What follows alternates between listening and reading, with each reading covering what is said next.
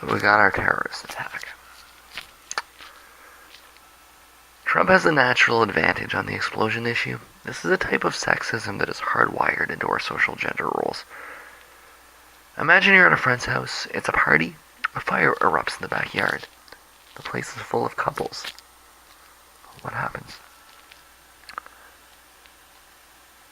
You know what happens. You could repeat the experiment a few times, and the results will no doubt differ depending on exactly who is there. But nobody is going to be surprised to hear me say that you'll have to repeat the experiment quite a few times before you get the wives to take charge while the husbands get out of the way.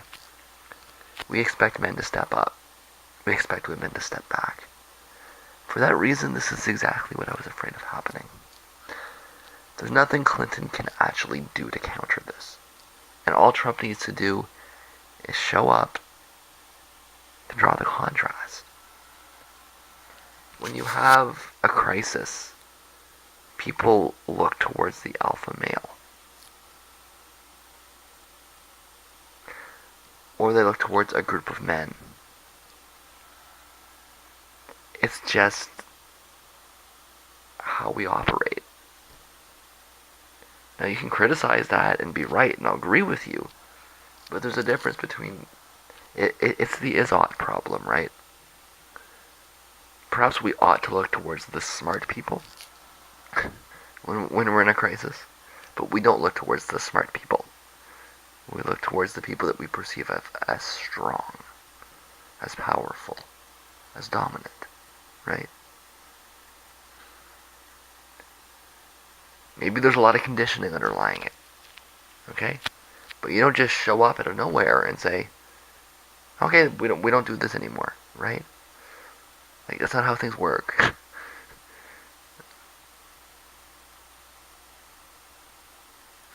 So you could ask the question, are Americans ready for a female commander-in-chief? And I'm immediately gonna barf, right? Because that's... I think a better question to ask is if they're ready to address the root causes of terrorism, and they aren't. They want revenge. They're angry. They want to smash heads open. Cook data or not, this was the single scenario where Trump can actually move ahead. Okay?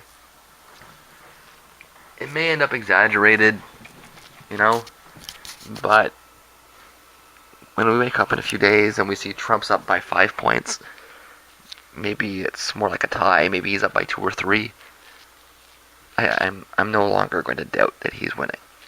Because this is a scenario that needed to happen in order for him to start winning.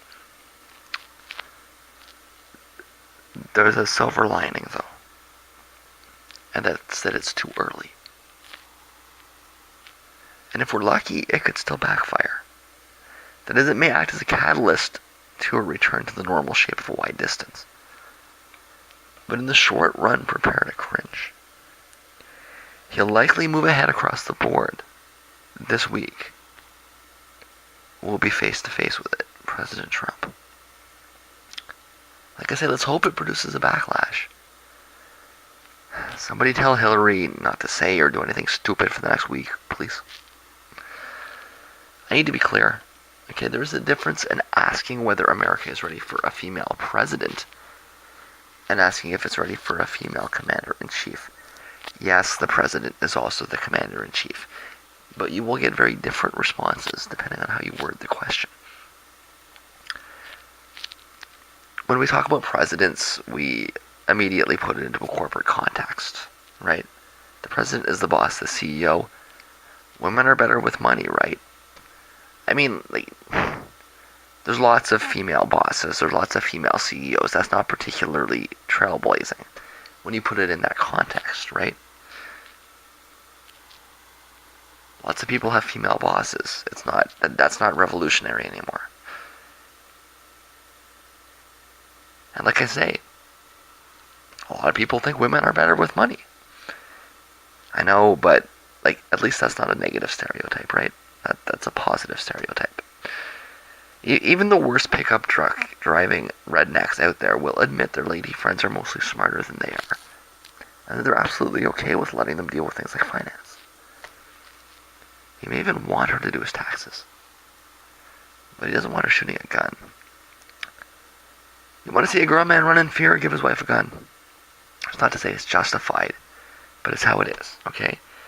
So if she were to focus the campaign on the economy, her gender would likely actually be an asset. Because douchey guys actually think women are better at management.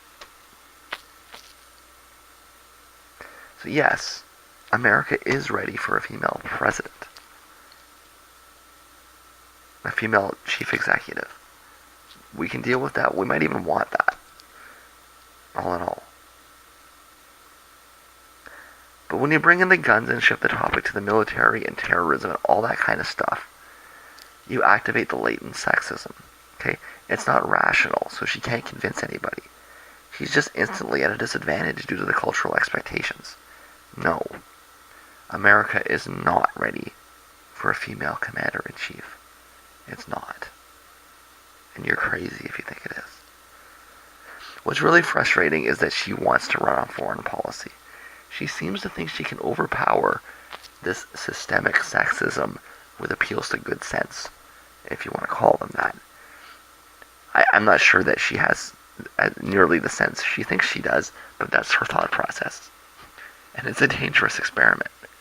I kept yelling that she needs to run on the economy, run on stimulus, attack his tax plan. She missed her chance. Now it's turning to an issue she can't win on. And along with these cringy polls, expect to see something else. She's going to get deflated. She's going to get depressed. She'll be beside herself. Okay? She will at some point soon realize that she's wasted the last 20 years trying to convince the public of something that it can't be convinced of, due to a gender bias that is cultural, that is systemic, that is institutional. You don't break through systemic, sexism by being the unicorn, okay? You don't leap over it. Now, she's not exactly a grade A specimen to begin with. She's not the best woman I can think of for the job. Is she the best person I can think of? She's not even the best woman I can think of for the job, okay? But you don't defeat a cultural bias by fundraising for banks. This is not done from the top down. You have to do the work on the ground first, right? This idea that, it's the privileged, special white woman will just float through all of this bias. It's delusional.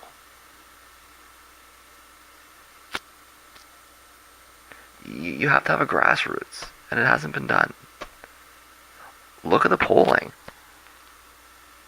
She loses men by huge margins. You think that's some kind of coincidence? It's not. Expect the polls to reflect this truth. It's an unfortunate truth, an inconvenient truth, but it is a truth, and we're going to see it soon. She needs to change the topic, but she doesn't want to change the topic. She wants to run on her foreign policy experience. She wants to unite the country behind a common enemy.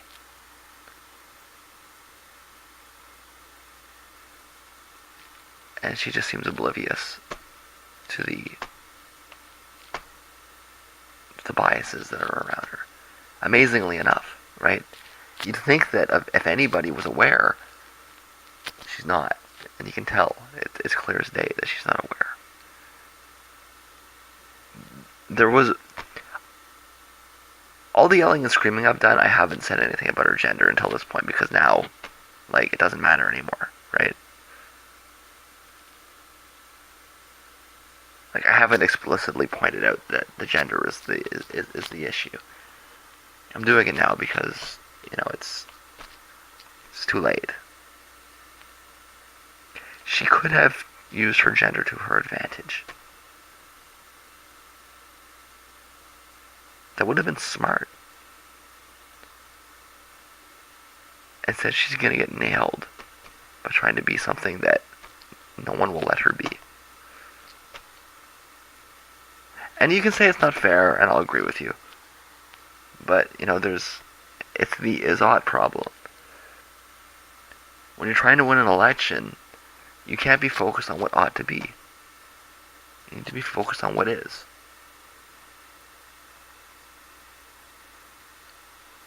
You're not going to get anywhere dreaming of things that never were and asking why not. You don't win elections that way.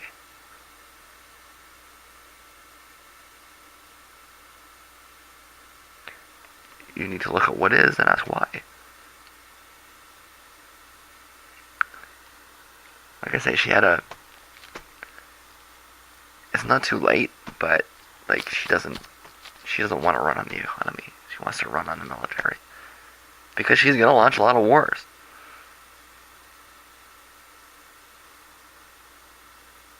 And she's in this position where she's trying to convince people that she's a war. It's like she's trying to win an election by convincing people that she's a war criminal. That's what she wants.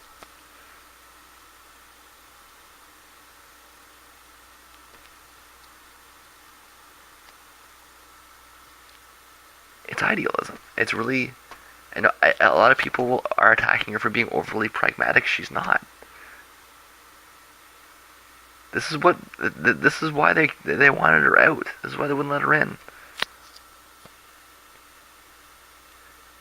Because she's totally blinded by her ideals. And she's not willing to make those compromises that are necessary to win an election.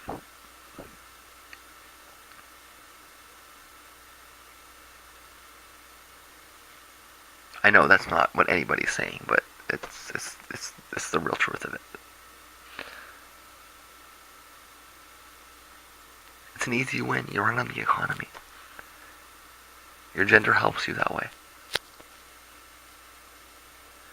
She wants to run on the military, where her gender is going to destroy her. Even if she's right, even if she has the better argument. She's not right and she doesn't have the better argument, but even if she did, the bias is overpowered. It's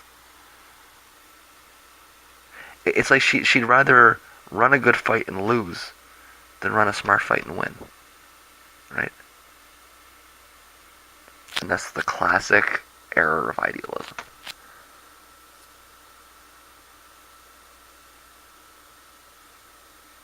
And I'm sorry, but somebody's gotta take control here.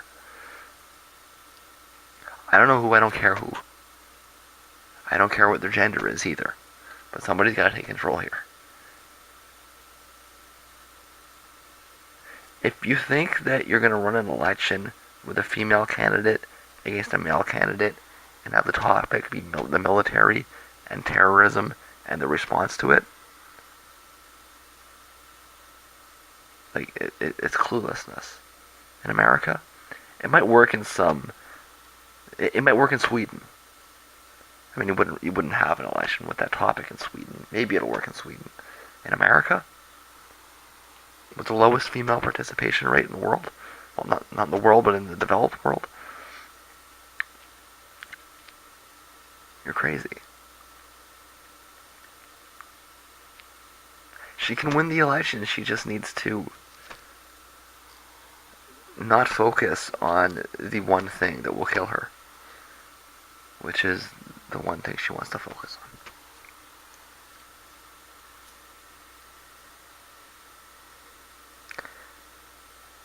She's not good enough to have a tragic flaw.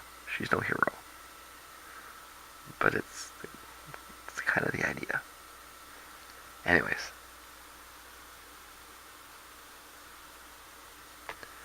We'll let history decide whether that turns out in the right way or